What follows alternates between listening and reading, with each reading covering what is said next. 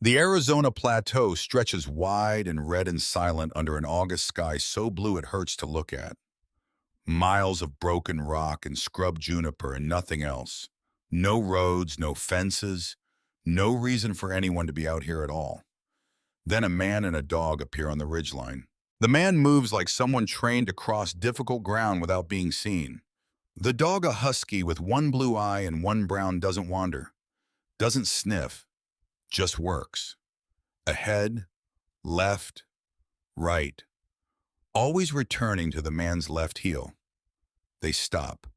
The dog sits, and the man crouches down and stares at something in the earth that has no business being there. A stone arch, fitted, deliberate, built by human hands and then buried so completely that the desert forgot it existed. Cold air breathes upward from the darkness below. He reaches for his flashlight. The letter was 4 sentences long. That was it. 4 sentences from a man who had spent 81 years on this earth, who had built things with his bare hands that outlasted everything around them, who had never once in Callum Webb's memory said anything without meaning it down to the bone. 4 sentences. And a key. Callum read it standing in the parking lot of the Flagstaff Airport. Didn't go to his truck first. Didn't get out of the Arizona sun. Just stood there on the hot asphalt with jet exhaust still in his hair and a FedEx envelope in his hand, and read those 4 sentences 3 times. Callum, the land is not what they told you it is. Don't sell. Don't believe the map they give you. Believe Kodiak. He looked up. Kodiak was sitting on the tailgate of the F-25. Oh, Earl had left him. Watching. That left eye blue as glacier ice. The right one brown as creek mud. The husky's ears were up, both of them, and the tail wasn't moving. Just sitting there like a foreman waiting for a job brief. Callum looked back down at the letter. Believe Kodiak. His father's handwriting. The same handwriting that had labeled every circuit breaker in the house, every storage bin in the barn, every seed envelope in the shed. Precise, deliberate, nothing wasted. He folded the paper back into the envelope, put it in his left breast pocket, the one over his heart, the same way he carried mission orders for 20 years in places he still couldn't name on a map. He walked to the truck. Kodiak watched him come without blinking. And what was Callum supposed to say to that? Nothing. He said nothing. He just opened the passenger door and Kodiak stepped down from the tailgate like he'd been waiting his whole life for this particular moment, walked around the front of the truck and got in. Sat facing forward. Ready. Red Hollow was not on most maps. That was the first thing. It existed on the Arizona highway system the way a footnote exists in a textbook, technically present, easily skipped. You turned off Route 89A at a sun-bleached sign with a bullet hole in it and drove 11 miles of washboard dirt through scrub juniper and red rock formations that looked like God had gotten bored halfway through building something and just walked away. Population 340, according to the sign at the edge of town. That sign looked like it hadn't been repainted since the Clinton administration. Callum drove through slowly. The main street was 2 blocks long. Silas Hardware, a diner called Maze with a hand-lettered specials board in the window, a real estate office with sun-faded listings in the glass, a post office the size of a garden shed, a bar called the Copper Pick that probably opened at 10 in the morning and closed when everyone passed out. Everything was clean, everything was quiet. Everything felt slightly too still for a Tuesday afternoon, the way a room goes quiet when you walk into it unannounced. Kodiak pressed his nose against the passenger window and fogged the glass. Yeah, Callum thought. I see it too. His father's property was 3 miles east of town, up a dirt track that had never been paved and clearly never intended to be. The house sat on a low rise with a view of the Mogollon Rim to the south, that long limestone escarpment that cut across Arizona like a scar left by something enormous. Red rock country, high desert, the kind of landscape that made you feel very small and very old at the same time. The house itself was smaller than he remembered. That happened, he knew. Places shrunk when you went back to them after long enough away. SEAL deployments had taught him that. You came home and the kitchen was closer to the front door than you remembered, and the ceilings were lower, and everything felt slightly off scale, like someone had rebuilt the whole thing at 90% while you weren't looking. But it was Earl's. That was unmistakable, because Earl Webb had a way of building things that was completely his own square corners. No ornamentation, nothing that didn't serve a function. The porch railing was made from fence posts, not decorative lumber. The window frames were weathered, but true. The roof had been patched 3 times in 3 different decades, and every patch was invisible unless you knew to look for it. A man who maintained things. Callum sat in the truck for a moment. Kodiak didn't wait. The husky dropped out the passenger door the instant it opened and put his nose to the ground and started moving in a systematic grid across the property yard, the way a trained dog moves, not randomly, not playfully, but working. Believe Kodiak. Callum got his bag from the bed of the truck. Went inside. The inside of the house smelled like Earl. Wood shavings. WD-40. Old coffee. The particular scent of a man who built things and fixed things and never once considered himself remarkable for doing it. There were tools hung on pegboard in the kitchen, not because Earl cooked, but because the kitchen had the best light. There were books in the living room, organized by topic, not alphabetically. Geology, structural engineering, soil science, water rights law, 2 thick volumes of it, dog-eared and annotated in Earl's precise pencil. Callum stood in the middle of the living room and looked at those 2 books for a long time. Water rights law. His father, who had an 8th grade education and a lifetime of self-teaching, and had apparently decided at some point that water rights law was something a man needed to understand. He pulled one of the volumes off the shelf. Sticky notes, dozens of them covered in his father's handwriting. Not random notes, systematic ones. Dates, case citations, specific statute numbers from the Arizona revised statutes relating to prior appropriation doctrine, the right of the first user of water to continue using it. Callum put the book back.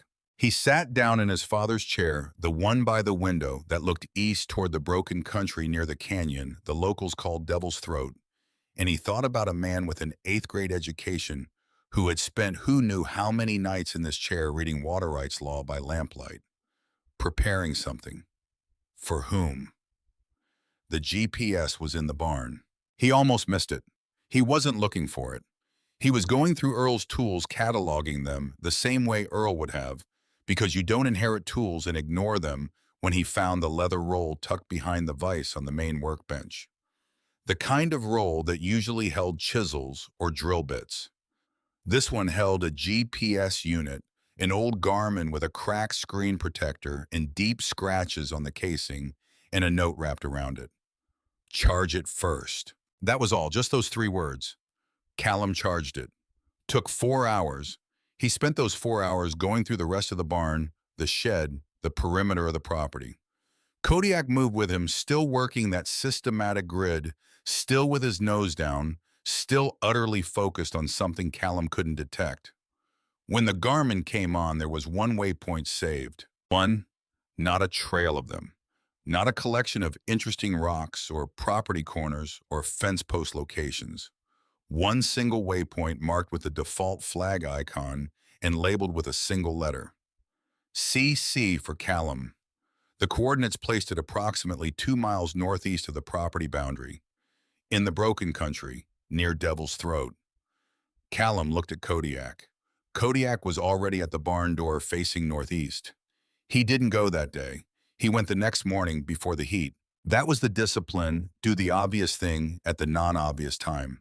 Strike when conditions favor you. 20 years of operating in environments that wanted to kill him had made that particular lesson permanent and automatic. He packed the Gorok GR 1 light, water 3 liters more than he'd need, a bench-made folding knife, the Garmin, a compact flashlight, 200 lumens, because broken country in Arizona meant caves and overhangs, and you never went into darkness without a light source. Kodiak got the paracord collar with the aluminum tag. The tag had Earl's name and phone number on it, the number that didn't ring anymore. Callum hadn't changed it, couldn't bring himself to. They went out in the first gray light before the sun cleared the rim, and the desert in that hour was something else entirely. Cool, almost cold. The smell of night still in the rocks, dew on the scrub. Kodiak moved ahead of him, but never more than 20 feet, always glancing back, always checking. The terrain got rough fast. Red rock formations forcing constant route decisions, dry wash crossings, talus slopes where every step required attention. Devil's Throat was a canyon system carved over millions of years into the Mogollon Plateau. Not dramatic like the Grand Canyon, nothing that would make it onto a postcard, but deep and complex and absolutely unforgiving to anyone who moved through it without paying attention. Callum paid attention. He always paid attention. The first thing that was wrong was the water. He noticed it 30 minutes into the broken country, a few hundred yards from the canyon rim. The soil should have been completely dry. It was August, Arizona. The monsoon season, yes, but they hadn't had significant rain in 12 days, and this was sun-facing terrain, the kind of ground that drank water instantly and gave nothing back. But there was dampness, a dark line of moisture in the earth no wider than his hand threading between two formations of red rock. He stopped. Kodiak stopped with him. Callum crouched and pressed two fingers to the dark soil. Real moisture, not residual, not trapped active. Moving. He looked at the slope. The moisture was running slightly uphill. Water moving uphill. That didn't happen. Couldn't happen. Not naturally. Water moved downhill because gravity was non-negotiable because the laws of physics didn't take requests. Unless something below ground was pushing it. He stood up slowly and looked at Kodiak. Kodiak was already moving, following the moisture line. Not sniffing it, the husky's head was up, ears forward like he was tracking something by sound or pressure, something beneath the skin of the earth. Callum followed. They tracked it for 20 minutes. The moisture line thickened as they went. Darker soil, then actual seepage water glinting in the early light, and then the cold. He felt it before he understood it. A drop in air temperature, subtle but real in a landscape where heat was the only expected variable. A coolness rising from the ground somewhere ahead. The kind of coolness that meant depth. That meant space. That meant underground. And then Kodiak stopped, sat down, looked at the ground directly in front of him. And Callum looked too. And his brain tried to process what his eyes were showing it, and for just a moment, just one moment, it couldn't. There was a window in the ground, not a cave opening, not a sinkhole, not a geological feature. A window, an architectural window with a rounded arch built from fitted blue-gray stone, each block cut and shaped and mortared into place by human hands. The arch rose about 3 feet above the surrounding ground surface, just barely visible from more than 20 feet away, which was probably exactly the point. Around it, decades of windblown sediment and scrub vegetation had built up, framing it, almost concealing it, leaving only the arch itself exposed. Through the arch, darkness. From the darkness, cold air breathing upward like something exhaling deep underground. Callum stood there for a long moment, looking at it. This was not a thing that should exist. This was not a thing that had any business being here in the middle of broken country in northern Arizona, 2 miles from the nearest road. But there it was. Stone arch, fitted masonry, deliberate, built. He walked to it slowly, crouched beside it, rested his hand on the stone. The stone was cold, not just cool cold, temperature equalized with whatever space existed below. He tilted the flashlight down through the arch. The beam found a floor, stone floor, 8 feet below the surface, maybe 9, and walls fitted stone walls extending outward from the base of the window frame. The proportions of a real room with real corners and a ceiling of stone that curved into a vault. He moved the beam. Another room beyond the first. A doorway. Steps going lower. He was looking at the top window of a buried building. Not a cellar, not a shelter. A building. Multiple stories, all below grade.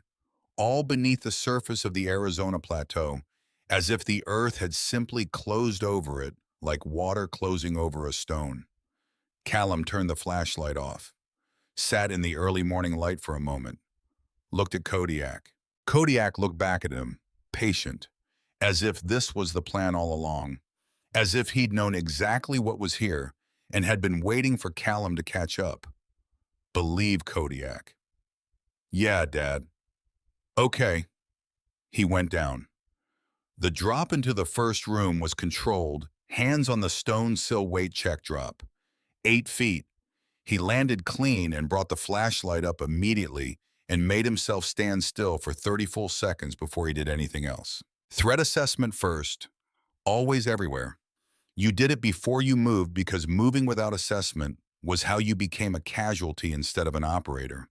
Even here, even in his father's buried house, even with his heart doing something it hadn't done in years, something that felt distantly like wonder. Walls fitted blue-gray stone, same as the exterior, dry and cold. Tight joints, no mortar crumbling. Ceiling vault intact, no subsidence cracks. Floor flat stone flags swept at some point within the last decade, he guessed, because there was dust, but not the deep accumulation you'd expect after decades of abandonment. Someone had been here, relatively recently. Someone who had a key, or knew how to get in without one. Kodiak landed beside him, had jumped the gap without hesitation, forepaws perfect, and immediately went to the doorway leading deeper in. Waiting. Come on, the Huskies posture said. We're not done. 3 floors. Earl Webb had built a 3-story building into the body of the Arizona plateau, entirely below grade, entirely invisible from above except for that one arched window, the top window of the structure now at ground level, because the earth had shifted and settled around it over 60 years. The first floor, a single large room empty except for built-in stone shelves along 2 walls. Callum counted the shelf levels, even spacing, designed to hold specific things, heavy things given the depth of the stone brackets, but empty now. A staircase cut directly into the rock, not constructed, not added but carved, beveled from the living stone with chisels, and patience led to the second floor. The second floor, smaller rooms, 2 of them with a stone wall between. In the first, a workbench built from thick timber still sound. In the second, nothing. But on the wall of the second room at eye height, someone had used a steel punch to mark something into the stone surface. Callum brought the flashlight close. Numbers. A lot of them, not random formatted, columns and rows. He recognized the format after a moment. Survey coordinates, property coordinates, section and township and range descriptions. The formal legal language of land description in the American West. Dozens of them covering most of the wall, meticulously punched into the stone. Earl's work had to be. The same patience, the same precision. Callum photographed the wall with his phone methodically, section by section. Didn't try to understand it yet. Collect first, analyze later.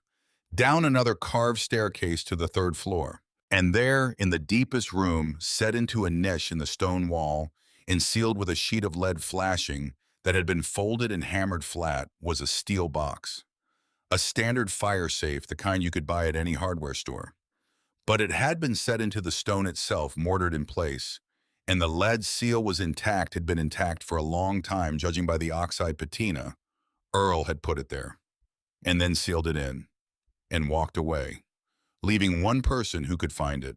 Callum got the bench made out and worked the edge under the lead flashing carefully. It took time. The lead was thick and had bonded to the stone over decades. He took his time because rushing this felt wrong in a way he couldn't fully articulate. This was his father's thing, his father's secret, and it deserved the same deliberateness with which it had been built. The lead came free. The safe opened with a key, not a combination. The key on the ring Earl had sent with a letter. Inside, a leather-bound book. Old. The cover dark with handling, the spine cracked from use. And a USB drive in a sealed plastic bag, the kind of bag you use to keep electronics dry in the field. And underneath both of those, a single photograph face down. Callum picked up the photograph and turned it over. Earl Webb, young, maybe 25, maybe younger, standing in front of the window arch. above grade, looking down at it, smiling. Not the reserved half-smile Earl had worn for most of Callum's memory, but a real smile, the full-face kind, the kind that meant a man was happy all the way through. Beside him in the photograph, a dog. Not Kodiak. A different dog, older breed, but the same type of stillness. The same quality of attention. Beside the dog, a woman Callum had never seen in his life, with her hand on Earl's arm and her face turned toward the window arch in an expression that could only be described as awe. He stared at the photograph for a long time. Then he put it in his breast pocket with the letter and climbed back up 3 floors of carved stone staircase to the Arizona morning. Kodiak was waiting at the top, sitting on the rim of the arch, silhouetted against the sky, now brightening toward blue. Callum pulled himself up, sat on the edge and let his legs hang, looked out at the plateau. The leather book was in his lap. He didn't open it yet.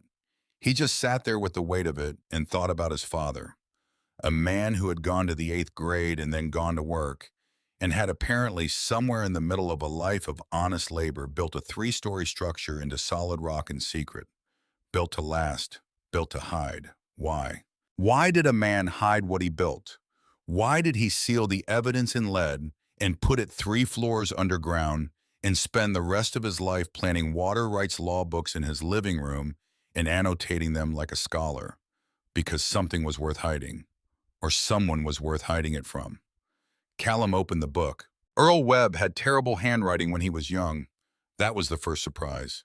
The early pages were cramped, and slanted letters inconsistently formed the handwriting of someone who had taught himself to write as a teenager from whatever was available. Phonetically spelled words, missing apostrophes, run-on sentences that went for half a page without stopping. But the content was something else entirely. Earl had started keeping this journal in 1958 at 15 years old, when his father, Callum's grandfather, a man who had died before Callum was born, had first shown him the plateau, shown him specifically the land that would one day become the Webb property. Not because of what was on the surface, because of what was under it. Dad says there's copper in this ground, Earl had written. Says you can taste it in the water if you know what copper tastes like. Says if we can ever afford a proper assay, we'll find out we've been sitting on a fortune and didn't know it. Callum turned pages. Started digging the first room today. Just me and a pick and a pry bar and whatever time I can get before dark. Don't tell anybody yet. Don't know why, it just feels like something to keep quiet till I understand it better. More pages, the handwriting improving over months and years, the vocabulary expanding, Earl teaching himself as he went, absorbing language from the books he was clearly reading in parallel with the construction. Finished the 2nd floor, 3 years. That's how long it took me to finish the 2nd floor on my own, working nights and weekends. Doesn't seem like a lot when I write it that way. Seems like everything when I'm down there with the chisel at 2 in the morning. And then a page that stopped Callum cold. April 14th, 1971. Bernard Heller came to see me today. I knew he would eventually. I should have known sooner. The survey crew he sent through last fall, I should have understood what that meant the minute I heard about it. They were looking for what I already found. And now he knows. Callum's hand tightened on the page. He was polite about it. That's the thing I keep coming back to. He was completely polite. Sat at my kitchen table and drank my coffee and told me what I already owned in a tone of voice that suggested I was a very lucky man, that he was willing to explain it to me at all. He says the mineral rights under this land are subject to prior claim under Arizona revised statutes, and that his family's irrigation survey from 1968 established that prior claim, and that he has the paperwork to prove it. I don't think that's true. I've read the statutes. I know what prior appropriation means. But he has lawyers and I have library books, and we both know how that math works in a county courthouse. He gave me 30 days to review his offer. His offer is to let me keep the surface land, the house, the outbuildings, the grazing, in exchange for signing over all subsurface mineral rights in perpetuity. He didn't threaten me. He didn't have to. He just smiled and thanked me for the coffee and drove away in a truck that cost more than I make in a year. Callum stopped reading. He sat on the edge of the buried building's window arch in the Arizona morning with Kodiak pressed against his left thigh, and he looked out at the plateau and he thought about a man who had been patient for 50 years, who had built something that couldn't be taken and sealed the evidence 3 floors underground and spent half a century preparing a case that he had never quite been able to bring himself to bring. Because you need evidence and courage and the right moment. And maybe a son who came back from 20 years of doing hard things in dark places. He didn't threaten me. He didn't have to. Callum Webb closed the journal, looked at his watch. 8:15. He had one more thing to do before he went back to town. He photographed the building from every angle he could access. Interior walls, the carved staircase, the built-in shelves, the survey coordinates punched into the second-floor wall. He photographed the steel safe in its stone niche. He photographed the window arch from outside, from inside, from both sides. Then he stood above the arch and looked at what a viewer from the road, from any direction would see. Nothing. From 100 feet away, even knowing it was there, the arch was invisible. It looked like a shadow between 2 rocks. It looked like a natural feature, a slight depression in the plateau's surface. It looked like absolutely nothing at all. Earl Webb had built a 3-story building in secret and then buried it so completely that 60 years later you needed a dog and a GPS waypoint to find it. Callum thought about the man young alone working by lantern light with a pick and a chisel who had done that, who had decided that this was worth doing, that this particular truth deserved a stone house to live in until someone came looking. He thought about the photograph in his breast pocket, the real smile. And then Kodiak turned his head south toward town, and a sound came out of the dog, not a growl, not a whine, something in between, a frequency that meant attention. Callum went still, followed Kodiak's gaze. There was a truck parked on a rise a quarter-mile south. Black, late model, engine off. No markings he could see from this distance. But the angle it was parked at, exactly the angle that gave the driver a clear sight line to this location. They'd been watching. For how long? He didn't move, didn't react, just stood there the way he'd learned to stand in places where showing your awareness was tactically wrong, completely still, looking not at the truck, but past it, like he'd seen nothing, like it meant nothing. Inside, everything was very quiet and very alert, the way it got when a mission went from routine to real. After 90 seconds, the truck's engine started. It turned around and went back toward Red Hollow. Kodiak watched it go, then looked up at Callum. Callum picked up the Gorok, settled it on his shoulders, and started moving. Not back to the house, back to town. First stop, whoever Grant Heller was paying to keep an eye on Earl Webb's land. Second stop, the man himself. He found out about Grant Heller in less than an hour. Not from asking around. He didn't ask around because asking around in a small town meant giving away what you knew and what you were looking for. And he had operated in environments where information discipline was the difference between coming home and not. He found out from May's Diner, where he sat at the counter and ordered coffee and listened to the ambient conversation the way he'd been trained to absorb ambient intelligence in the field. Grant Heller was the name you heard when someone mentioned anything about land, about water, about development, about who owned what in Red Hollow and the surrounding plateau. 61 years old, 3rd generation in the valley. His grandfather had grazed cattle here. His father, Bernard, had turned a cattle operation into something more sophisticated. Land holdings, water rights, extraction agreements with mining companies.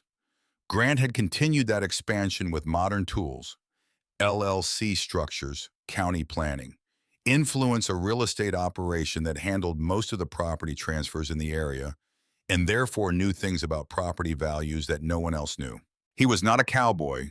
He was a businessman who had learned to dress like a cowboy because it played better locally, and he was apparently the reason the Webland hadn't been sold to an outside buyer during the 6 months between Earl's death and Callum's arrival. Because Heller wanted it himself, had always wanted it, was willing to wait because he'd been waiting for 50 years already, and he was patient, family trait apparently, and the price he was prepared to pay was significantly less than the land was worth. Callum drank his coffee and thought about that. Then the diner door opened and a man walked in who was clearly not a local and clearly not a tourist and moved through the space with the particular awareness of someone working casual on the surface alert underneath and sat down 2 stools away and ordered a coffee and did not look at Callum at all, which was the tell. In a small-town diner where Callum was obviously a stranger, any normal person would have glanced at him, would have placed him the way humans automatically placed unfamiliar faces in small familiar spaces. This man didn't glance, which meant he already knew who Callum was, which meant the truck on the rise wasn't coincidence and it wasn't curiosity. Callum put $3 on the counter for a 250 coffee and stood up, put his jacket on, adjusted the go-ruck, and then very quietly so that only the man 2 stools down could hear him, "Tell Mr. Heller I'll come see him tomorrow morning, 9 o'clock." He walked out. Kodiak was waiting on the sidewalk in the exact spot Callum had left him, sitting straight and watching the diner door. Together they walked back to the truck. Callum put the journal in the USB drive in the lockbox behind the driver's seat, pressed his hands flat on the truck bed for a moment, and looked out at the plateau and the high blue sky above it. His father had spent his whole life building something in secret and sealing it away. Tomorrow, Callum was going to start the process of bringing it out. That night in Earl's chair with the lamp on low and Kodiak a warm weight across his feet, he read the rest of the first section of the journal. The years from 1971 to 1983. Earl's voice changing on the page, the run-on sentences sharpening into something more controlled, more deliberate. A man teaching himself to think clearly under pressure. He read about the meeting with Bernard Heller, about the document Earl had been pressured to sign a mineral rights management agreement that sounded in the journal like exactly the kind of legal instrument designed to appear protective while systematically removing rights.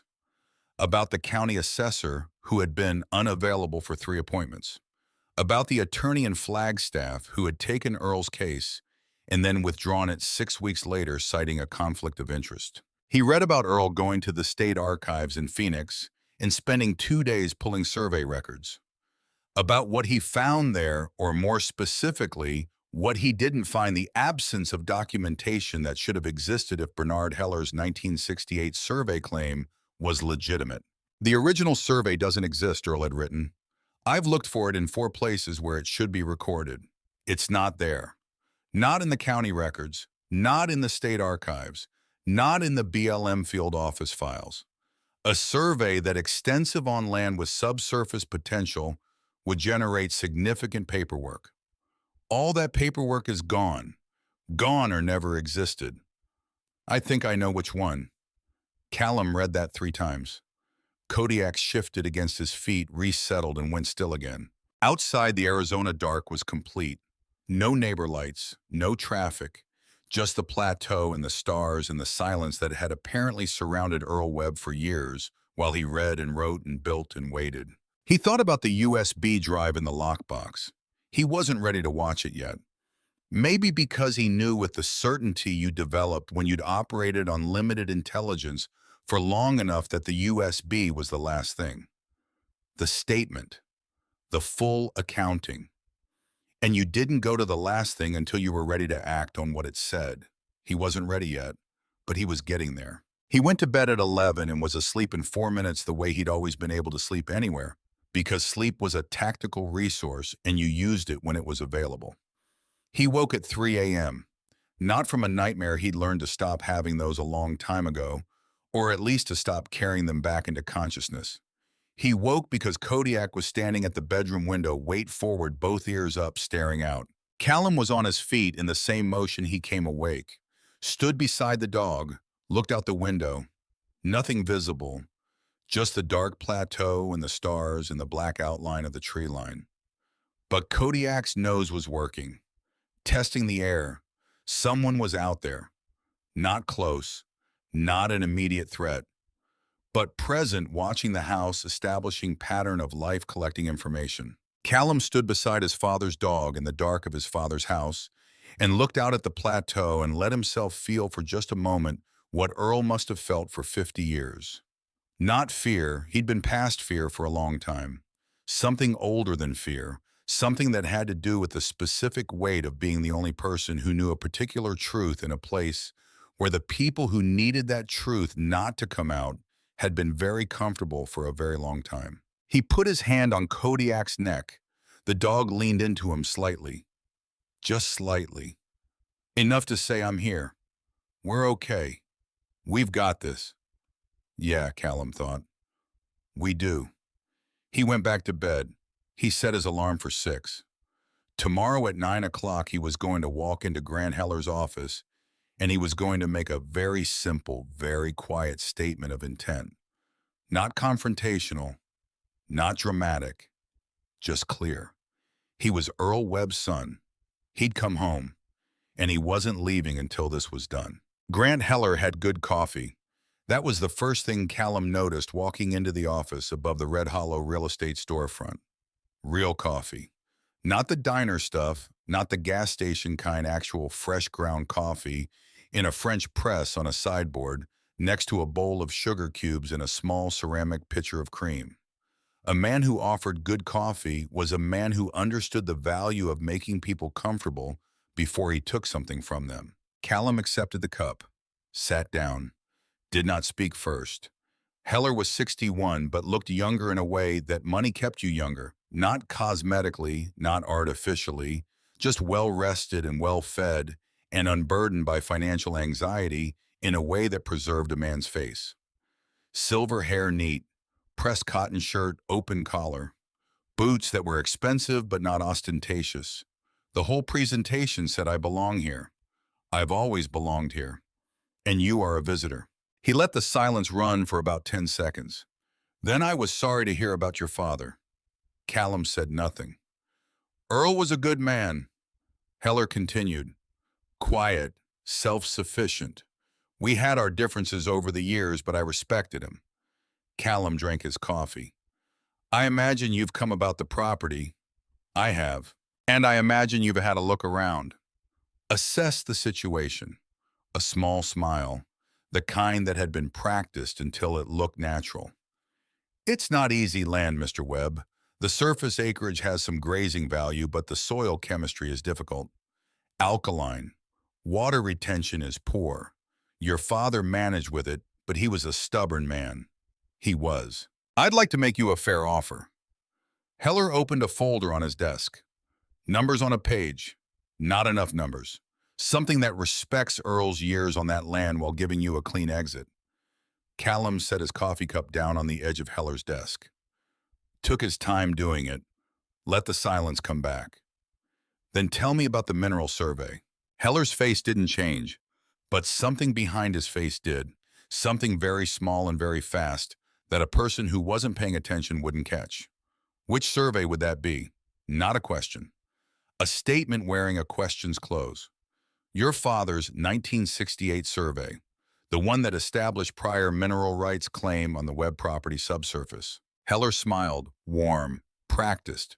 "That's a technical legal question. I'd be happy to have our attorneys walk you through the documentation at your convenience." "I'm sure you would." Callum stood up, picked up the Goruk, looked at Heller for a moment, just looked the way you looked at terrain. You were going to have to move through later, noting obstacles and sightlines and soft ground. "Thank you for the coffee," he said. "It's very good." He walked out. Kodiak fell in beside him on the sidewalk without being called. So, the survey. Callum walked back to the truck and sat behind the wheel and didn't start the engine, and thought about what he'd just seen in Heller's face. Not guilt, not fear. Something more controlled than either of those. Recognition. The recognition of a man who had been waiting for a particular problem to surface and had just watched it break the waterline. Which meant Heller knew what Earl had, or suspected it.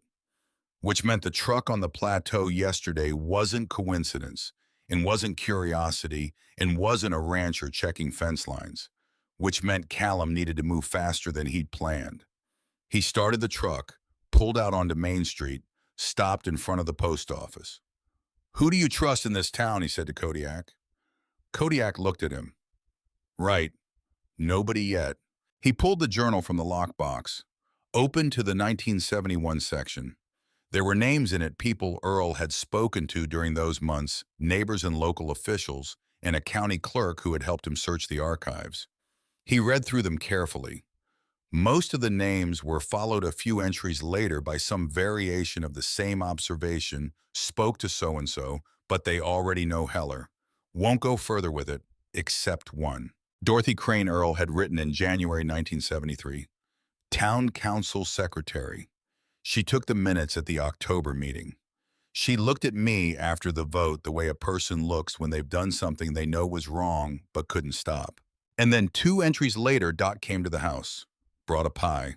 We didn't talk about the meeting, but she stayed 2 hours, and when she left, she said, and I am writing this down exactly, she said, someday someone is going to ask the right question, and I'm going to be ready. Callum read that twice. 50 years. That was how long Dorothy Crane had been sitting with whatever she knew, waiting for someone to ask the right question. He put the truck in drive. Dorothy Crane's house was at the end of Mesquite Street, which dead-ended at the edge of the plateau. Small adobe painted a faded coral with a porch wrapped around 2 sides and containers of rosemary and lavender, and what Callum was fairly sure was a thriving tomato plant climbing the south-facing wall. She was in the front garden when he pulled up. 74 years old and moving like 65 good-spined, deliberate steps, the kind of woman who had never in her life done anything carelessly. White hair cut short, reading glasses pushed up on her forehead, garden gloves with the fingers cut off. She looked up when the truck stopped, looked at Callum, looked at Kodiak, who had his head out the passenger window. And something happened in her face that was completely different from what had happened in Heller's face. Not recognition of a problem, recognition of something waited for. She pulled off one garden glove. You're Earl's boy, she said. Yes, ma'am. A long pause. She looked at Kodiak again.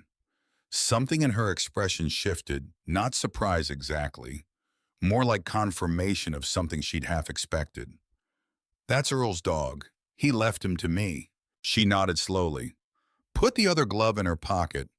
Come inside, she said. I'll make tea. The dog can come too. Dorothy Crane's kitchen was the kind of kitchen that accumulated over a lifetime. Not cluttered organized, but with the deep organization of a person who had lived in the same space for 40 years and knew exactly where everything was, because everything had a reason for being where it was. Church cookbooks on the shelf above the stove. A ceramic rooster that had probably been a gift from someone long dead. A row of small cacti on the windowsill above the sink, each one labeled with a handwritten card.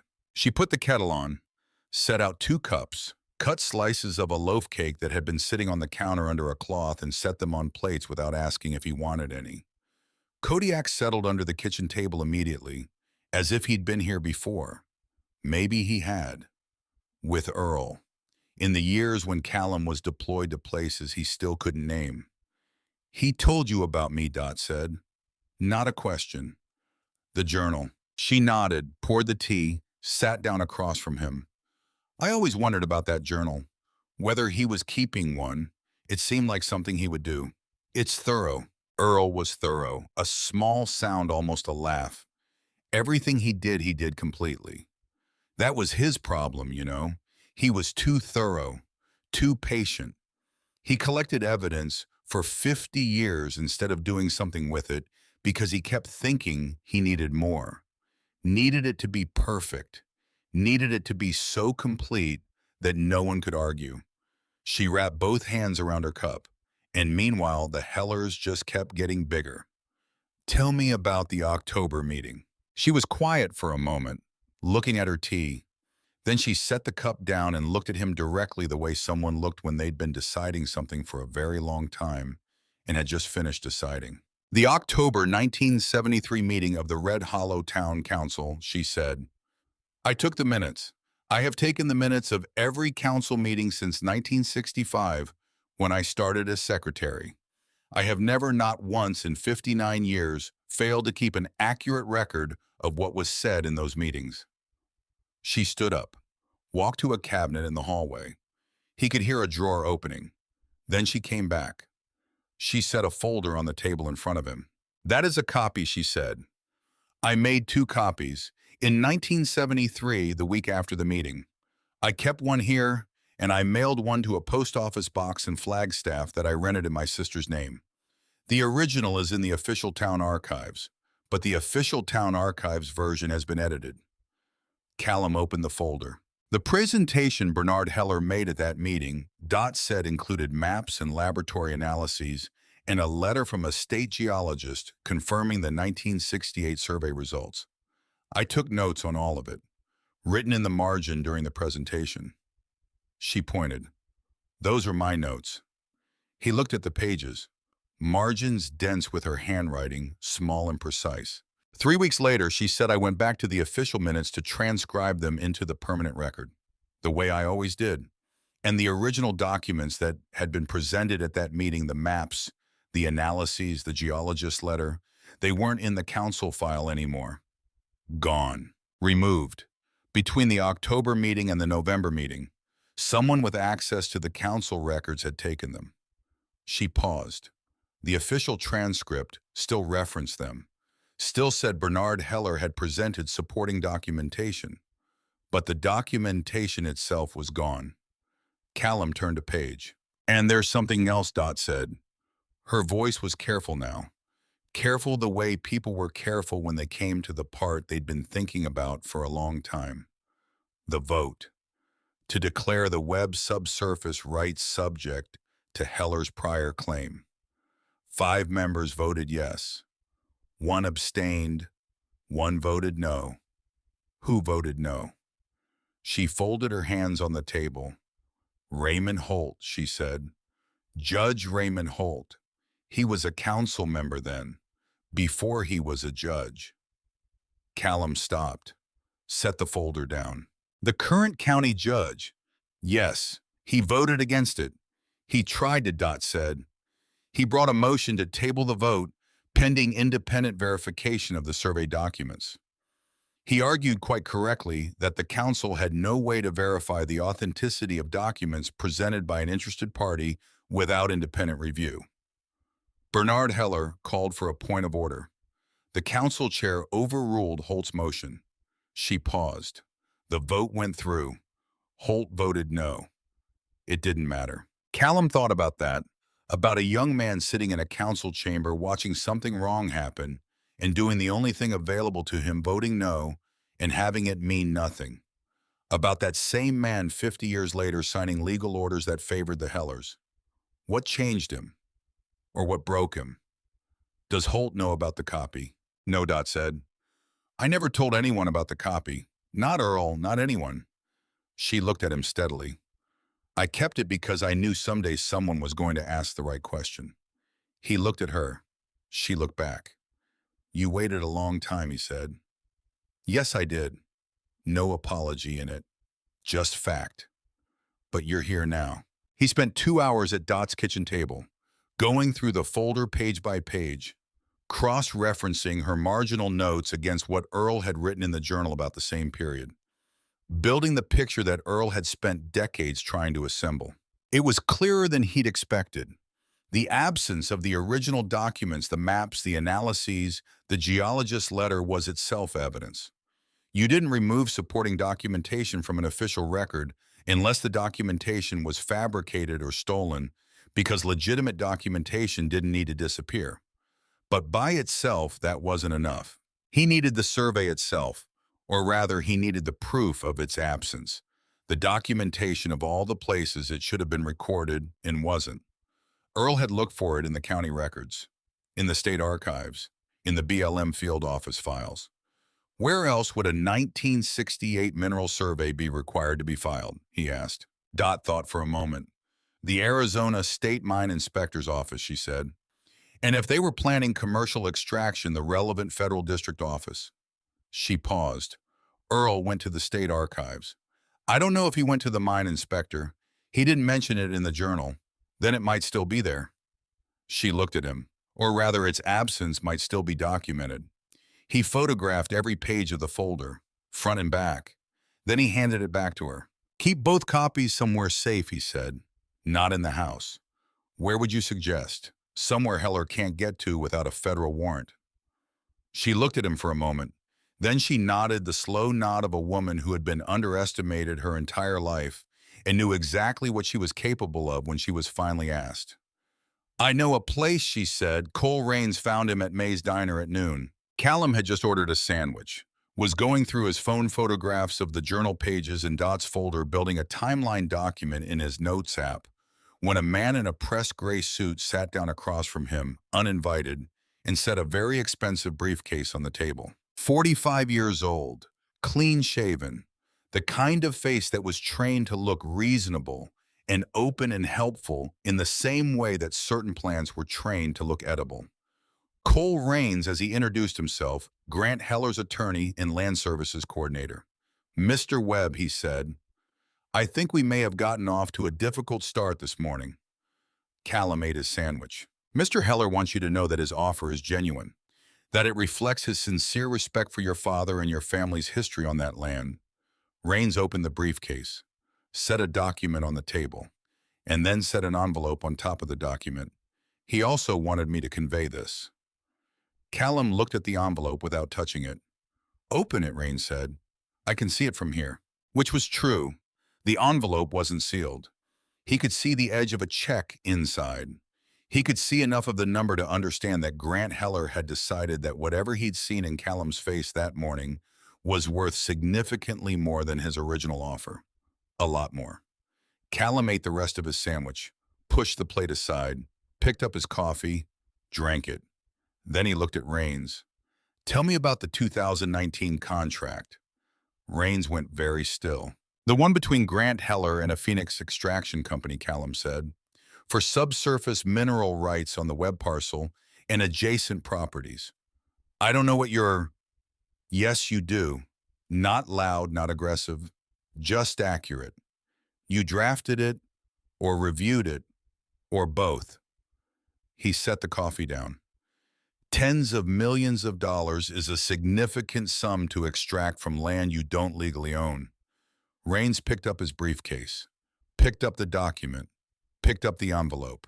He did not pick up a face that knew what to do with this information. I'll be in touch, he said. I'll be here, Callum said. Rains walked out. Callum watched him through the diner window, getting into a silver Range Rover that had been parked outside. Not a vehicle that lived in Red Hollow. A vehicle that had driven up from somewhere with better roads. He watched it pull out and turn north. Not toward Heller's office, toward the highway. Going somewhere to make a phone call that couldn't wait. The USB drive. He'd been carrying it in his breast pocket since the morning, the same pocket as Earl's letter in the photograph. It felt heavier than it should for its size, the way things felt heavier when they were important. He drove back to the property, sat in Earl's chair, opened his laptop, plugged in the drive. One file, a video, 43 minutes long, recorded in what looked like this very room, this chair, that lamp, that window looking east. He hit play. Earl Webb sat in the chair he was sitting in now. Same lamp, same east-facing window, dark behind him. Must have been evening when he recorded it. 2021, according to the file date. 3 years before he died. Earl in 2021 was 78 years old. He looked it, and he didn't. The body was older, slower, the hands on the armrest more weathered than Callum remembered. But the eyes were exactly the same. That particular quality of attention that had never changed from the time Callum was 8 years old and his father was showing him how to wire a light switch and explaining with complete seriousness that it mattered to understand how things worked. Earl looked at the camera for a moment without speaking, the way he always gathered himself before saying something that mattered. Then he said, Callum, I'm going to tell you everything from the beginning. I need you to hear it in order. And he did. 43 minutes. No notes, no documents in front of him. All of it from memory, which was itself a kind of testament to how many times he'd organized the story in his own mind before he could speak it.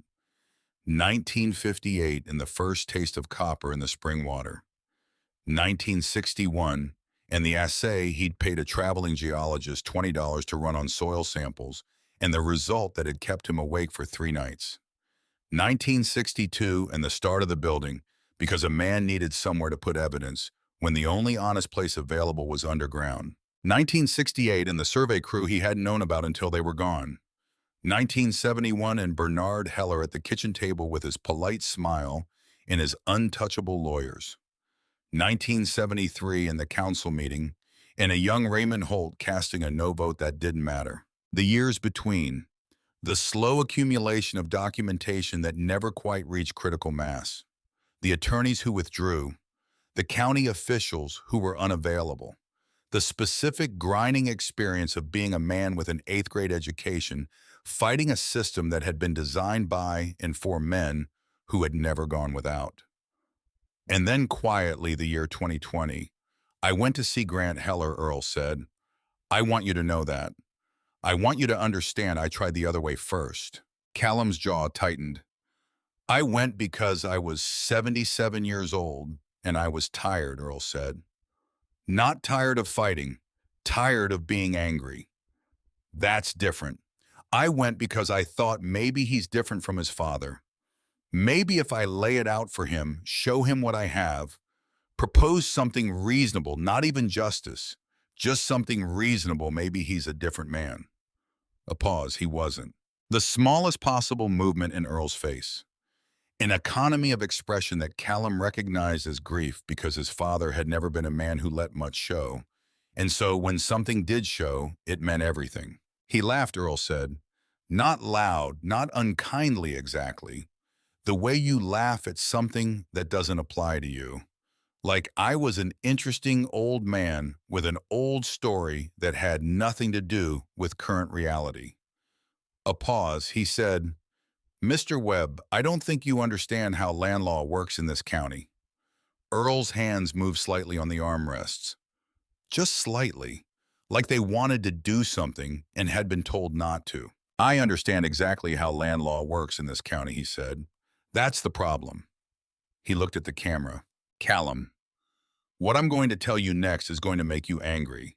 And I need you to hear this too. Being angry is fine. Being angry is correct. But don't let it make you fast. Don't let it make you loud. The evidence I've built over 60 years is complete. It's more than complete. What it needs is someone who can carry it without dropping it. He paused.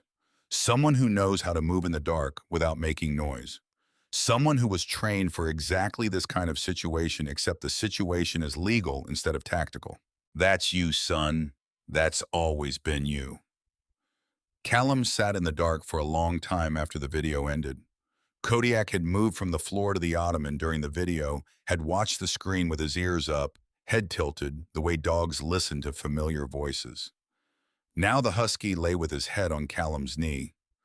The window Earl's chair faced was full dark, the plateau invisible, just the reflection of the lamp and his own face looking back at him. He thought about his father, about 20 years of deployments during which Earl Webb had sat in this chair in this room working a case that had no official status and no timeline and no guarantee of resolution.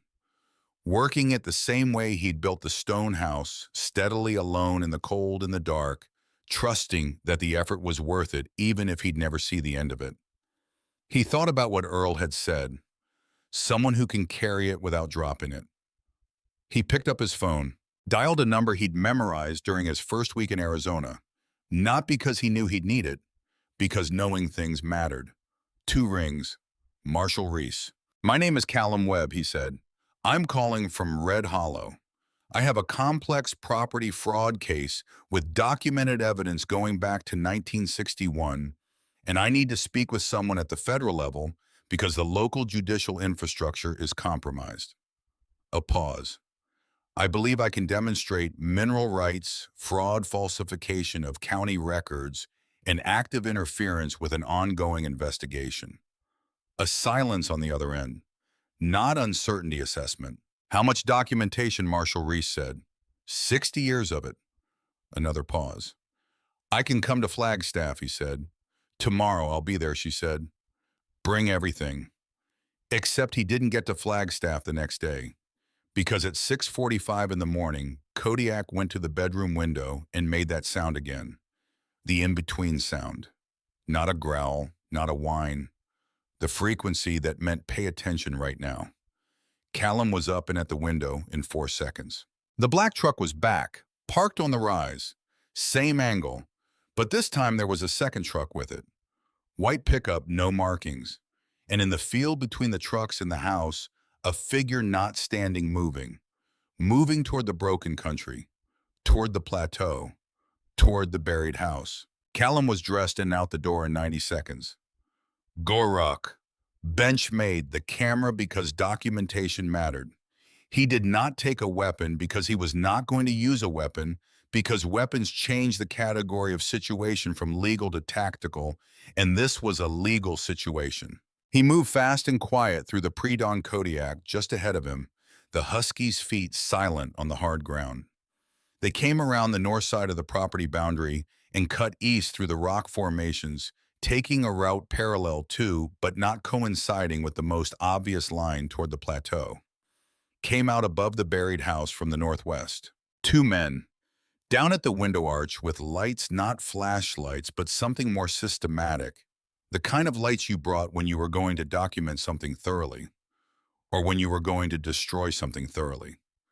Callum moved to a position 20 feet above and behind them, pressed himself flat against a rock face, activated the camera, video mode. He could hear them clearly in the still morning air. How much is in there? Enough. Old man had a whole floor set up for documentation. A pause, the sound of someone moving through the arch, dropping down. Boss wants it cleared before the federal inquiry can widen. All of it. All of it. Cold. That was what Callum felt. Not anger, anger was hot. This was cold, the particular cold clarity of a moment when a situation became definitive. When the nature of what you were dealing with resolved itself completely and removed all ambiguity. They knew about the stone house. They'd known for some time, and they were here to remove what was in it. He filmed for 45 seconds, got both faces clearly, got the truck plates, got the conversation captured on the camera's microphone. Then he stood up and said in the voice he used for exactly one purpose, not loud, not aggressive, just absolutely certain, step away from the structure. Both men spun. The one on the ground reached for his jacket. Don't, Callum said. He was 20 feet away on elevated ground with the morning light behind him and a seal trident patch on his shoulder and a 70-pound husky sitting perfectly still at his left heel. And something about that particular combination apparently communicated a set of very clear information about the cost-benefit analysis of whatever they were considering. The man's hand came away from his jacket. Walk to your trucks, Callum said. Leave the lights, leave whatever tools you brought. Walk to your trucks and drive to wherever Grant Heller is this morning and tell him I have video of this conversation. A silence. Tell him the conversation where you discussed what the boss wants done before the federal inquiry widens. Tell him I have that on video and that it was transmitted to an encrypted backup 40 seconds ago, which was a tactical embellishment. He hadn't actually transmitted it yet, but the principle of demonstrating more capability than you currently possess was sound, and it worked here the same way it had worked in a dozen other situations in places with worse stakes. They walked to their trucks. They drove away. Callum went down through the arch alone. Kodiak waited above. The first floor was exactly as he left it. Empty shelves, cold stone, nothing touched. The second floor, the room with the survey coordinates punched into the wall, showed signs that someone had been there before him. Recently, not this morning, days ago, maybe a week. There were scrape marks on the stone floor near the wall, as if someone had stood very close to the punched coordinates examining them. Had brought lighting, had studied the wall for a long time. The third floor, he moved to the safe niche, still sealed, the lead flashing still in place. They hadn't gotten that far yet, but they'd been here. They'd been inside this building. They'd found the journal was gone and the USB was gone, but they'd found the coordinates on the wall, and they'd understood enough to know that whatever Earl had been building down here for 60 years was still alive. And they decided the only option was to remove it, which meant the evidence was real enough to be worth destroying, which meant he had less time than he thought. He climbed back up, stood beside Kodiak in the early light, and made 3 phone calls in rapid succession. First to Dot, take the folder somewhere today. Don't tell me where. Don't call me from your home phone afterward. Her voice was completely calm. Already done it. When? Last night. After you left. A pause. I'm old Callum. Not slow. Second call to the Arizona State Mine Inspector's office, a contact he'd located after 2 hours of searching the previous afternoon.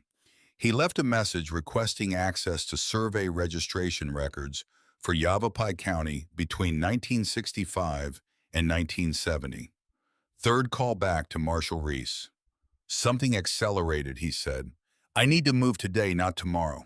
Then come now. He drove the 11 miles of washboard dirt to Route 89A and then 90 miles of highway south toward Flagstaff with the journal in the USB and his phone photographs all in the lockbox and Kodiak riding with his head on Callum's arm.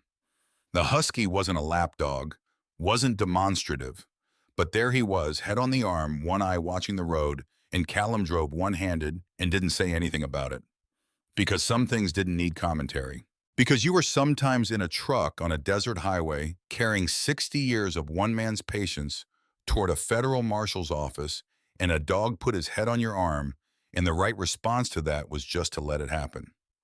He thought about Raymond Holt, the young council member who had voted no, who had tried to slow the process, who had been overruled and watched it happen anyway, and had spent the next 50 years, somehow becoming complicit in the thing he'd tried to stop.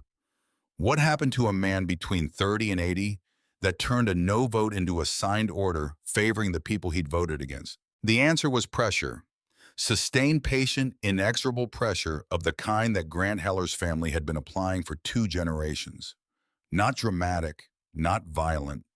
Just here's what we know about you. Here's what it would cost you if people knew. Here's what you have to do to keep your life looking the way it looks. Death by 1,000 accommodations. Callum knew that pattern, had seen it in organizations that were supposed to be built on integrity and sometimes weren't. The way a good man got bent, not all at once, but incrementally, each step so small, it seemed almost reasonable until you look back and couldn't find the straight line anymore. He didn't pity Holt, but he understood him, and understanding was more useful than pity. On the drive going back through the video on his phone at a red light in Cottonwood, he noticed something he'd missed. The file property showed 43 minutes of video, but the video had a chapter marker. At 31 minutes, a chapter labeled 2. He pulled over, hit the chapter marker. Earl was in a different location. Not the chair. He was outside the stone house, the window arch, standing above it in daylight. The camera propped on something so the frame was slightly tilted. He looked older. Not 2021, this looked more recent. 2023, maybe. A year or so before he died. I went back to see Heller again, Earl said. Grant, not Bernard. Bernard has been dead since 2018. He looked at the window arch. I don't know why I went. I told myself it was because I wanted to give him a final chance. But I think the real reason is I wanted to understand what kind of man he actually was, whether his father made him or he chose to be this. He was quiet for a moment. He's worse than his father. Earl said it without drama. Just a conclusion arrived at after careful consideration. Bernard was greedy and dishonest, but he was also genuinely convinced that what he was doing was simply how the world worked. Grant knows the difference.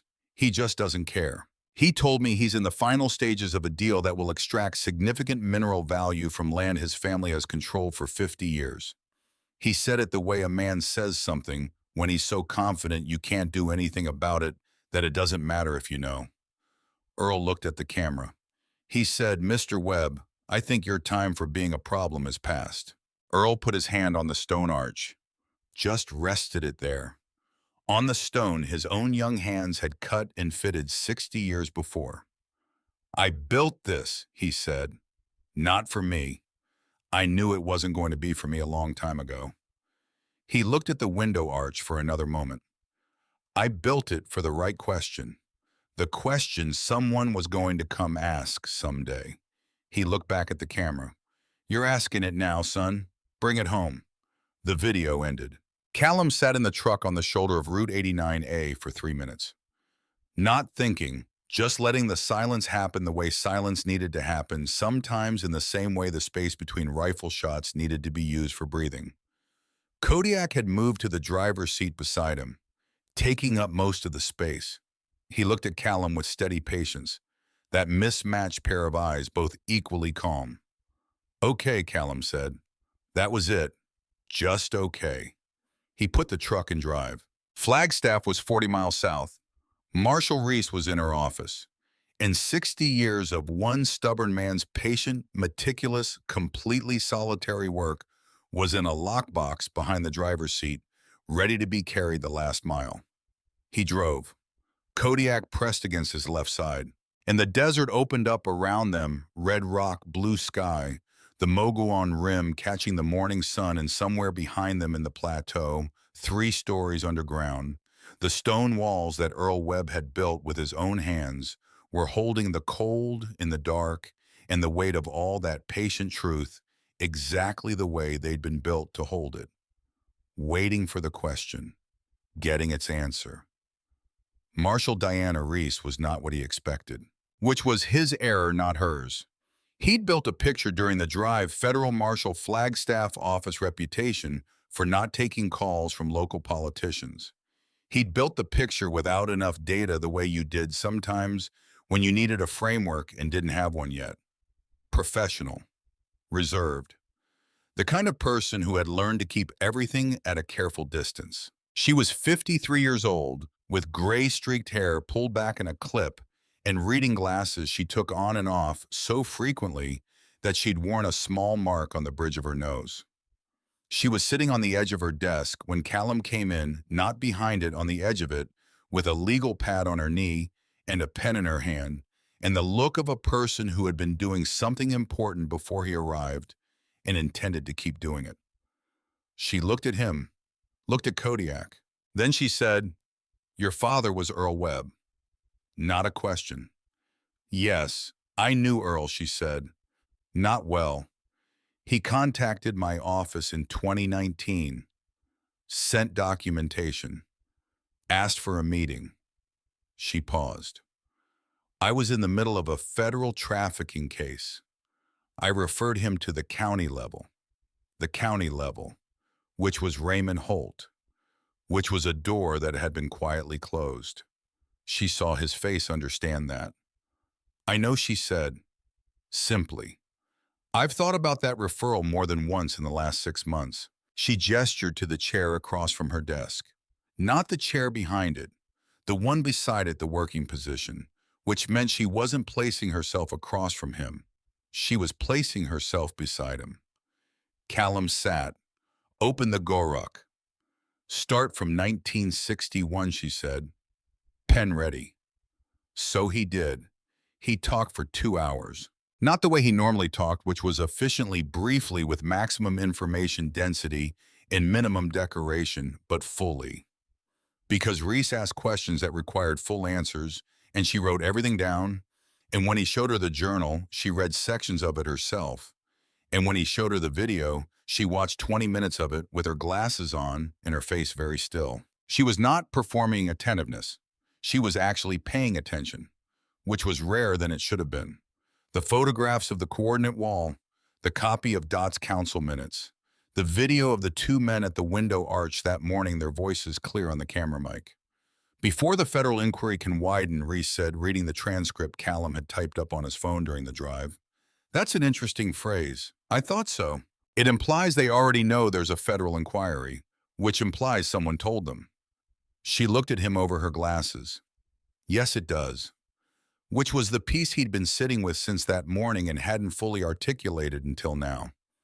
Someone had told Heller that there was a federal-level interest in the case, which meant either the information had come from inside a federal office, unlikely but not impossible, or it had come from Raymond Holt. Because Holt had been the filter for 50 years. Every complaint that Earl Webb or anyone else had tried to bring had moved through county channels that ran past Holt's jurisdiction, and every time the complaints had dissolved. Not dramatically, not obviously, just quietly gone.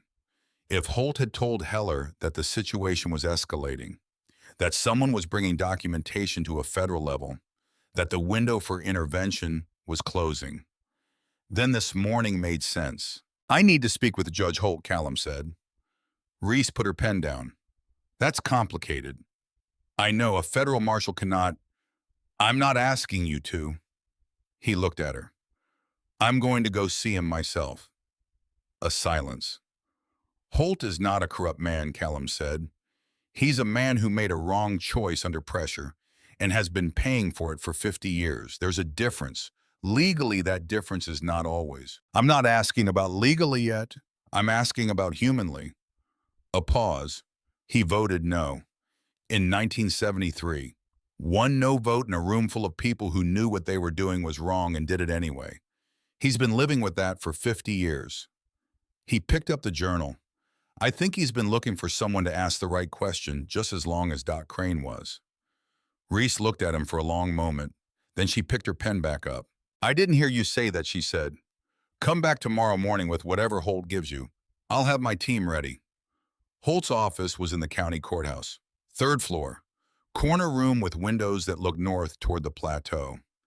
Callum didn't make an appointment, because making an appointment gave a man time to prepare his defenses, and Callum didn't need Holt's defenses. He needed the man himself before the defenses went up. He left Kodiak in the truck courthouse security practical limitation, nothing personal, and walked in. The clerk at the third floor desk was a young woman who started to say that the judge wasn't available without an appointment. "Tell him Earl Webb's son is here," Callum said. She looked uncertain. "Just tell him that." She picked up the phone. 11 seconds of silence. She looked up at Callum with an expression that said this was not what she expected to happen. "He'll see you now." Raymond Holt was 76 years old and looked every year of it, but not in the comfortable way that Heller looked older, not preserved by ease. Holt had the look of a man who had spent decades carrying weight that wasn't distributed properly. The kind of weight that settled in the face and the shoulders, and the way a man moved through his own space, which was how Holt moved now, carefully, as if he wasn't fully confident of the ground. He was standing when Callum came in, not sitting behind his desk, standing beside the window that looked north. And when Callum entered, Holt didn't look at him immediately. He looked out the window, toward the plateau. "I wondered," Holt said, "when Earl's boy was going to come back. He left me a letter." "What did it say?" 4 sentences, Callum said. The most important one was, "Don't believe the map they give you." Holt was quiet for a moment. Then he turned from the window. His face was complicated. That was the only word. The face of a man in whom several different things were happening simultaneously and had been happening simultaneously for a very long time. "Sit down," Holt said. "I'm fine, I know you are." A pause. "I need to." He sat behind his desk. Callum sat across from him, a different position than he'd taken with Reese. Across from Reese, he'd been a partner. Across from Holt, he needed to be something else. Not a prosecutor. Not yet. Just Earl Webb's son. The 1973 meeting, Callum said. "Yes, you voted no." "Yes. Why?" Holt looked at his hands on the desk. "Because it was wrong. Because the documentation Bernard Heller presented that night had no proper chain of custody. Because a man's land rights were being decided on the basis of documents that had appeared from nowhere and could disappear again just as easily." He paused. "I was 25 years old and I could see that. I couldn't understand why no one else could." "They could. I know." His voice was very flat. "I know they could." A silence. "What happened between 1973 and now?" Callum said. Holt looked up. The question landed the way it was intended, not accusatory. Just open, just a door. He went through it. It took 40 minutes. Callum didn't interrupt, didn't take notes, not yet. Just listened the way he'd learned to listen in briefings, where the speaker was simultaneously telling you information and telling you what they thought about that information, and both things mattered equally. Bernard Heller had been a very patient man. He had not approached Holt immediately after the 1973 vote. He had waited, watched, Let Holt go on to law school and a law practice and eventually to the bench. Let him build a career and a reputation and a life that had real things in it worth protecting. And then in 1998, when Holt had been on the county bench for approximately 3 years, Bernard Heller had come to see him. Politely, with coffee even, with a piece of information that was technically not blackmail. Because blackmail was a specific legal category with specific elements, and Bernard Heller was careful about legal categories. What he had was simply knowledge about a case decision that Holt had made in his private law practice in 1991. A case where Holt had failed to disclose a conflict of interest. Not dramatic, not criminal, but enough if it became known to constitute a serious professional failing that would invite review. It would have cost me the bench, Holt said, and my marriage, and probably my son's career. He stopped. I'm not saying any of that justifies what I did. I'm saying it's what I was thinking about. What did he ask you to do? Nothing specific. That was the sophistication of it. Holt's voice had gone flat and precise, the voice of a man recounting facts he'd memorized because going back to feel them was no longer something he could afford. He didn't give me a list of orders. He just said, "We understand each other, Raymond." And then he left. Pause. And over the years, I found out what understanding each other meant one situation at a time. The county records on the Webb Property Survey. The Webb Property Survey. Yes. Other cases that touch the Heller holdings. He looked at Callum steadily. And 3 weeks ago, when Grant Heller told me that Earl Webb's son had come back and was asking questions, I signed a temporary restraint order on access to county property records. Silence. I know what that looks like, Holt said. What does it look like? It looks like I was trying to stop you. He paused. I was trying to buy time. I told myself I was trying to... He stopped. His hands flat on the desk, pressed down. Like he was trying to hold the desk in place or the desk was trying to hold him. I don't know what I was trying to do, he said. I've been doing the wrong thing for so long that the wrong thing stopped feeling like a decision. A pause. Until you walked in here. Callum looked at the man across the desk.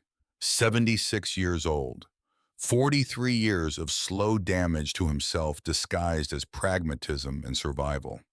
A man who had voted no once when it mattered and didn't help, and had been voting yes in his soul ever since. Not a bad man. Not even a weak one. A man who had encountered a force with more patience than he had, and had been slowly worn down by it the way water wore down stone. Slowly. Over decades. Invisibly until you looked and the stone was a different shape. I found the video, Callum said. Holt went still. My father recorded everything, including what Grant Heller said to him in 2020. The specific conversation where Heller told him the deal was done and his time for being a problem had passed. A long silence. Earl told me about that conversation, Holt said quietly. Grant called me afterward. A pause, and then the word landed like a stone dropped in the still water. Laughing, he was laughing. I know, I should have. You didn't. Callum let that sit for a moment. Not cruelty, just fact. But you can now. Holt looked at him. I'm not a prosecutor, Callum said. I'm not here to take anything from you. I'm here because my father spent 60 years building a case, and he trusted me to carry it the last mile. He paused. You voted no in 1973. You were right then. I need you to be right now. The silence stretched. Outside the window, the plateau was somewhere to the north. Earl Webb's stone building was somewhere to the northeast, 3 floors of fitted masonry underground, holding the cold and the coordinates and the truth of a man who had been patient for his entire adult life. Raymond Holt took a breath. What do you need, he said. He needed a signed statement. Everything Holt knew in order from 1973 to the present. The original meeting with Bernard Heller. The nature of the leverage used. Every case decision influenced by that leverage as specifically as Holt could document. The phone call from Grant Heller after the 2020 confrontation with Earl. The restraint order 3 weeks ago and what Grant had said when he asked for it.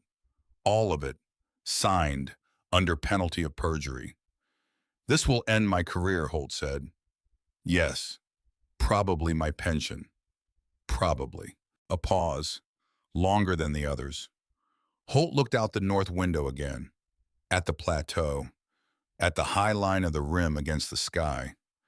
The irony, Holt said, is that I've spent 40 years protecting something that was already gone.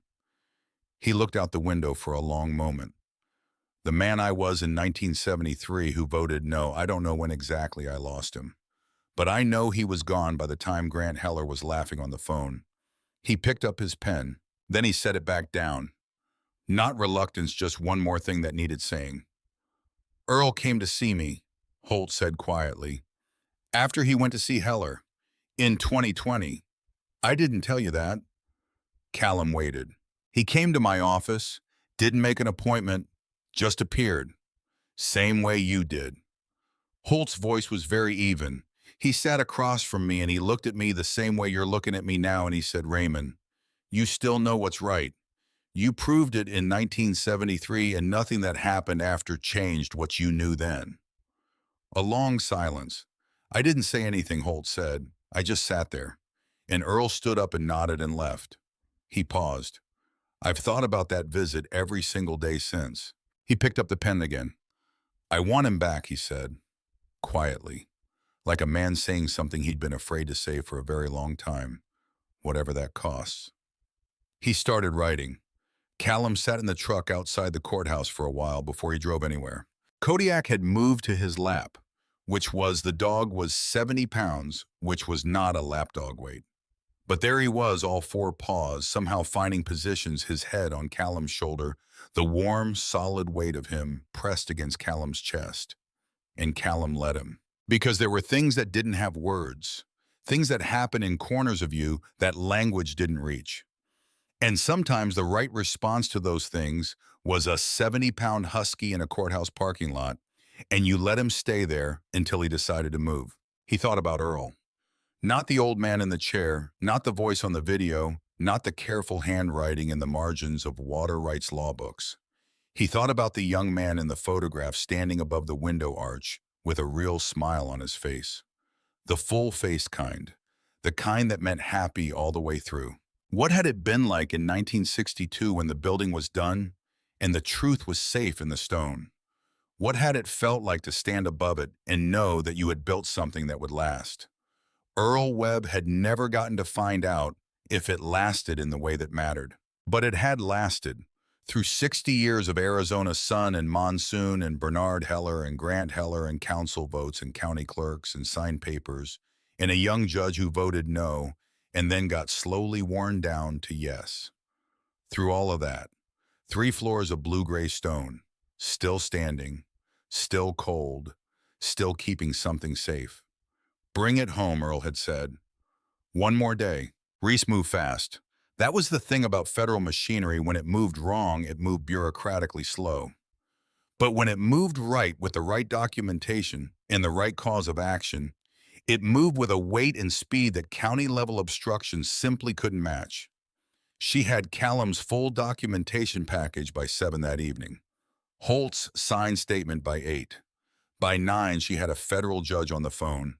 By 10, she had the warrants. Grant Heller was arrested at 7:45 the following morning, at his office above the Red Hollow real estate storefront, in the same room where he had offered Callum good coffee and a check with a lot of zeros on it, in the belief that everything and everyone had a price that cleared the problem. Cole Reins was arrested in Scottsdale, where he had apparently been having a conversation with an executive from the Phoenix Extraction Company about how to manage the current situation. The extraction company, when they understood what the current situation actually was, provided documents in cooperation with a speed that suggested they had not fully understood what they were party to, or had understood and was now very eager to demonstrate that they hadn't. Sheriff's deputies, county ones from a county adjacent to Red Hollow, to sidestep the obvious jurisdictional complications, went to 2 addresses and picked up the men who had been at the window arch. They'd left their lights. Callum had taken the lights when he climbed back through the arch that morning after they drove away. He'd been careful about that. Evidence. They were in county holding by noon. Callum drove to Red Hollow that afternoon. Not to watch anything. Not for any tactical or legal reason. Just because it was where the property was and it was where he needed to be. He parked on Main Street and sat in the truck. Watched the town around him with Kodiak beside him. It was a Thursday. May's Diner had the lunch crowd. Silas Hardware had a delivery truck pulled up to the side entrance. An older couple was walking out of the post office, the man holding the woman's arm. Both of them moving slowly in the afternoon heat, talking about something that made them both laugh. The specific ordinary texture of a place. The kind of texture that you didn't notice until you'd been in places with none of it, with only the stripped-down emergency reality of situations that required all your attention for staying alive. Then you came back, and ordinary felt profound in a way that was hard to explain to people who hadn't been away from it. His father had lived here, in this specific ordinary, for his whole life. And for 50 years, underneath the ordinary had been this other thing, the case, the building, the patient accumulation of truth, running parallel to the daily texture of Red Hollow like an underground stream beneath dry ground. His phone rang. Reese. Initial arraignment scheduled for Monday, she said. Heller's attorney is already filing motions, which is expected. The extraction company's cooperation agreement accelerated the evidentiary picture significantly. A pause. Callum. The documentation your father built over 60 years is extraordinarily comprehensive. I've been doing this for 22 years, and I have rarely seen a private individual build a case with this level of rigor. Another pause. He knew what he was doing. He had time, Callum said. He had more than time. He had discipline. After he hung up, he sat with that word for a while. Discipline. He'd always assumed it came from the Navy, from 20 years in environments that rewarded it absolutely and punished its absence fatally. But Earl Webb had never been in the military. Earl Webb had gotten an 8th grade education and gone to work, and had never had anything except what he built with his own hands and what he taught himself from library books, and had built a 3-story stone building underground and maintained a 60-year evidentiary record with more rigor than most federal investigations. So the discipline didn't come from the Navy. The discipline came from Earl. That was new information, good information, the kind that changed how you understood your own history. That evening he went to see Dot. She was on the porch when he arrived, sitting in a chair in the late afternoon shade with a glass of iced tea and the particular posture of someone waiting. She'd heard about Heller's arrest. Of course she had. It was Red Hollow. By noon, everyone knew. He sat in the other porch chair. Kodiak settled at his feet. He called me this morning, Dot said. Before the arrest. He must have known something was coming. A pause, he said, Dorothy, I hope you'll remember that whatever happens, this isn't personal. Callum looked at her. I said, Grant, it's been personal for 50 years. She took a sip of her iced tea, and I hung up. He almost smiled. Almost. Were you frightened, he asked. No. She said it immediately. Then I was frightened in 1973. I was frightened for years after that. I kept that folder because I was frightened, and because keeping it was the only brave thing I could do when all the other brave things were too big. She looked toward the plateau north, the same direction everyone in Red Hollow seemed to look when they were thinking about something important. After a while, the fear turned into something else. I don't have a good word for it, resolve, Callum said. She thought about that. Maybe, or just stubbornness. Those looked the same from the inside. They sat in the evening quiet, the air cooling, the high desert smell of it, juniper and dry rock, and the memory of rain from the last monsoon. He was lonely, Dot said. Earl, after your mother died and you went away. Not in a way he would ever say, but in a way you could see if you knew him. Callum said nothing. He was proud of you, she said. He talked about your career, what you did. Not specifically, he understood there were things you couldn't tell him.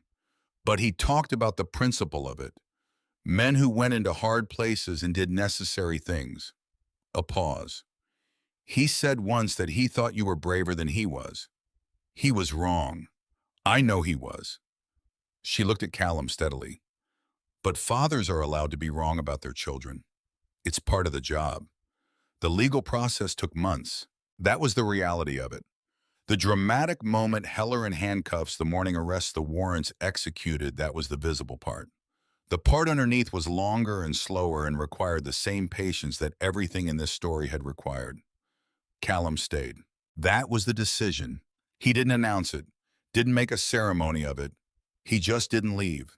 He stayed in Earl's house and answered Reese's calls and attended the legal meetings and walked the plateau with Kodiak in the early mornings before the heat and worked on the property the way Earl had worked on it, maintaining things, fixing what needed fixing, learning the specific patterns of the land. The mineral survey question was resolved first. Because the mine inspector's records for Yavapai County between 1965 and 1970 contained no registration for the Heller survey. Not missing, not removed, simply never registered, because it had never existed. The survey documents Bernard Heller had presented to the Red Hollow Town Council in 1973 had been fabricated. A geologist in Tucson who reviewed the analytical methodology concluded they were almost certainly drafted sometime between 1970 and 1972. Not in 1968 as claimed, the techniques used weren't standard practice until 1970. The county records were restored, the restraint order lifted, the Webb property subsurface rights confirmed in a federal district court filing to be exactly what Earl Webb had believed them to be for 60 years, his. The extraction contract between Grant Heller and the Phoenix Company was voided.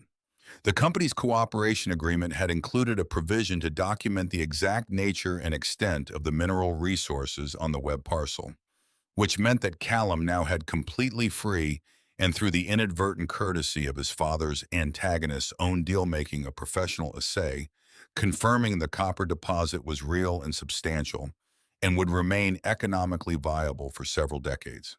Not that he'd decided what to do about that yet. One thing at a time. The Community Mineral Rights Trust was Dot's idea. Not entirely. The structure was a lawyer's idea, a public benefit trust that would hold the extraction rights and direct a percentage of royalties to specific Red Hollow public needs. Dot's idea was the percentage and the specific needs. 60% to the county school district, she said over tea in her kitchen with Kodiak under the table and the afternoon sun coming through the windows that faced the plateau. Because the schools here have been underfunded since before I was born, and the rest to a medical clinic. A real one. Not what we have. A pause. What we have is a nurse practitioner and a 45-minute drive to the hospital for anything serious. Callum looked at her. It's your land, she said. I'm not telling you what to do with it. I'm telling you what's needed. Those are the same thing, he said. She smiled. The real kind. The full-face kind. The kind that meant happy all the way through. The kind Earl had been wearing in the photograph above the window arch 62 years ago on the day the building was finished. Yes, she said, they usually are. He watched the video one more time that night. Not the whole thing, just the last 5 minutes. Earl in the chair near the end when the complete accounting was done, and what was left was the direct thing, the thing you save for last. The land is yours, Earl said, legally and morally and in every way that matters. I know it's going to take time and money and probably more patience than you've already spent on it, and I'm sorry for that. He looked at the camera with the steady attention that had never changed from teaching Callum to wire a light switch to sitting in this chair at 78 building a final case. But I need you to know something else. The land, the property, the mineral rights, the whole legal question that was never the real thing. Callum leaned forward slightly. The real thing, Earl said, is what I built. Not the building, not the case. He paused. The fact that I kept going. When the attorneys withdrew and the county clerks were unavailable, and the council voted 5-1, and the man across the table laughed at me. The fact that I kept going anyway, not because I was certain I'd win, but because stopping would have meant that what they did to me was okay. A pause. And it wasn't okay. He looked at the camera. That's what I want you to have, he said. Not the land. That. Another pause, the longest one in the video. The knowledge that your father didn't give up. Not once, not ever. Because some things are worth not giving up on, and the truth is one of them. I love you, son. Bring it home. The room was quiet after. Kodiak was on the floor beside the chair, his head on Callum's foot. Outside, the Arizona dark was complete, and the plateau was somewhere out there in it. And somewhere on the plateau, a window arch was sitting at ground level in the dark 3 floors of blue-gray stone below it, keeping its cold. He thought about what his father had built. Not just the stone, the thing under the stone, the kept faith, the sustained belief that some things were worth protecting even when protecting them cost everything and paid nothing for decades. About which one was harder, the kind of courage with weapons in your hands, or the kind with a pen and a library book and a chisel on a cold stone floor? He thought he knew. The plaque was his idea. Simple bronze, not large, mounted on the exterior stone of the window arch at ground level on the south-facing surface, where the afternoon sun hit it. It said, built by Earl David Webb, 1962. Built to last, built to hold the truth until someone came looking. And below that, in smaller letters, the dates 1943, 2024. Callum had ordered it from a shop in Flagstaff and picked it up himself and mortared it into place on a Tuesday morning in late October when the air had finally cooled and the sky was the specific deep blue that Arizona did in autumn. Kodiak sat nearby and watched him work. It took 2 hours. He did it carefully. Because this was Earl's wall, Earl's stone, Earl's mortar joints, and adding something to it required the same standard the rest of it had been built to. When it was done, he stepped back and looked at it. Correct, level, permanent. The kind of thing that would still be there in 60 years, same as the building itself. There was a morning in November. Months after the arrest, weeks after the legal resolutions, days after the trust documents were signed and filed. An ordinary morning, nothing scheduled, nothing required. He took Kodiak up to the plateau at first light. Not to the window arch specifically, just up onto the high ground, where you could see in every direction, north to the rim, south to the Flagstaff peaks, east to the painted desert west, to the long emptiness that went on and on. Just the plateau and the sky beginning to light, and the cold, clean air and a husky named Kodiak, standing at his left heel with both ears up and both eyes open. He thought about his father, about the young man who had tasted copper in the water and decided that meant something, who had picked up a chisel and started cutting and hadn't stopped for 3 years until he'd made something that would last, who had faced a man across a kitchen table with polite eyes and a polite smile and everything that meant and had not given up. Not once, not ever. Not because he was certain of the outcome, because stopping would have meant that what they did to him was okay, and it wasn't okay. He stood on the plateau in the first light of a November morning and understood completely and finally what his father had been trying to give him his whole life. Not answers, not a clean win, not justice on a timeline that made sense. Just the example, the demonstration, the proof that a single person stubbornly committed to what was true could hold the line long enough for someone else to carry it home. That was the inheritance. That was the buried house. Kodiak pressed against his left leg. Callum put his hand on the dog's head. The thick double coat, the warmth of him, the solidity. One blue eye tilted up, one brown, both steady, both patient, both waiting with complete confidence for whatever came next. Yeah, Callum said. The sun cleared the Maguon rim, and the whole plateau lit up gold.